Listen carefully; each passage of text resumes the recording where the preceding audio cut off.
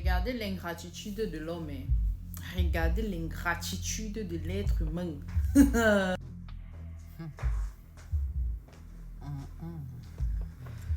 Voici l'acte de donation signé par Élie devant le notaire. Cette maison m'appartient désormais. Et puis, Fatima, tu as assez d'argent en tant que première dame. Tu peux t'offrir une grande maison. Moi, je ne veux pas t'accueillir ici. Tu as jusqu'à jeudi pour chercher où t'installer. Quant à moi, je ne t'accueillerai pas ici plus de 3 jours. Ah, Ila. Maïmouna, c'est moi que tu mets dehors? Hé! Je rêve ou quoi? Si tu as l'habitude de rêver étant éveillé, hein, tant mieux, c'est un don de Dieu. Quant à moi, je t'ai dit la vérité. Jeudi. J'ai dit jeudi.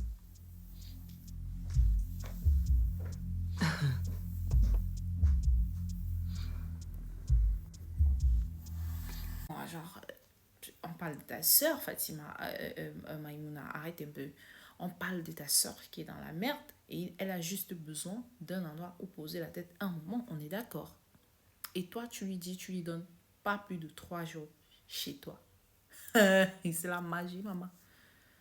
Pour aller chez ma soeur, j'ai même d'abord besoin de demander son avis. Je débarque avec la valise. Si elle n'est pas mariée, si elle est mariée, je préviens parce que forcément, elle est sous les ordres de son mari. Moi, je dis sous les ordres. Moi, je parle en tant que la femme africaine. Non. Pas vos choses que vous dites 50-50 là. Moi, je parle d'une vraie femme qui est sous les ordres de son mari. Voilà.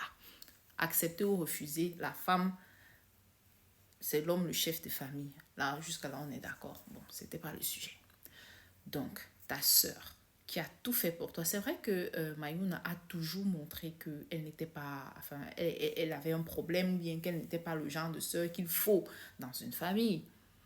Mais de là, genre, après, Fatima est devenue la première dame et tout, forcément, quelque part, avec tout le bien que elle et son mari ont fait pour Maïmouna, elle s'attendait peut-être à ce que sa sœur l'accueille, veuille la protéger, veuille chercher à comprendre ce qui se passe, veuille l'aider et tout.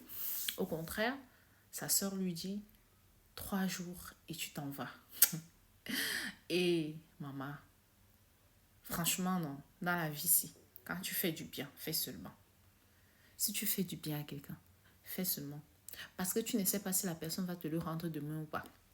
Surtout, fais. Parce que si la personne, même si la personne ne te le rend pas, Dieu va te le rendre ça d'une manière ou d'une autre. Je comprends les personnes qui disent, il ne faut pas toujours attendre que Dieu fasse tout à votre place et tout, je comprends. Mais je vous assure, à chaque fois que j'ai fait du bien à quelqu'un, Dieu m'a rendu ça d'une manière ou d'une autre. Jamais par la même personne, mais toujours Dieu me l'a rendu. J'ai vu avec mes yeux et j'ai témoigné.